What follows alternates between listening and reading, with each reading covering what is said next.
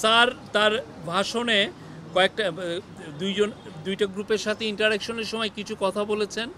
তার মধ্যে আমি প্রফেসর ইউনূসকে কোট করছি, উনি যেটা বলেছেন, আমরা বড় যুদ্ধাবস্থার ভিতরে আছি।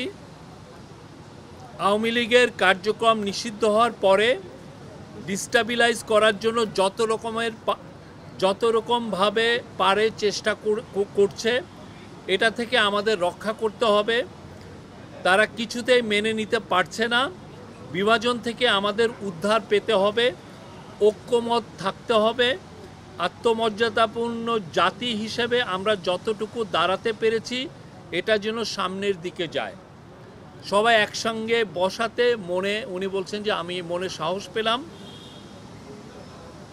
সুষ্ঠু নির্বাচন করতে না পারলে আমি অপরাধী অনুভব করব।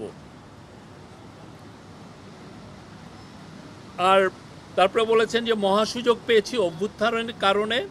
ধ্বংস হয়ে যাওয়া দেশকে টেনে আনা, আওয়ামী লীগকে নিষিদ্ধ করার সঙ্গে সঙ্গে আর একটা যুদ্ধ পরিস্থিতি তৈরি হয়েছে দেশের ভিতরে এবং বাইরে, যাতে আমরা এগোতে না পারি, যাতে সব কিছু কলাপস হয়ে যায়, আবার যাতে গোলামিতে ফেরত যাই। এটা উনি বলেছেন। মানে যারা এই কনস্পাইরেসিগুলো করছে তাদের ইন্টেনশন হচ্ছে আমরা যেন আবার গোলামিতে ফেরত যাই।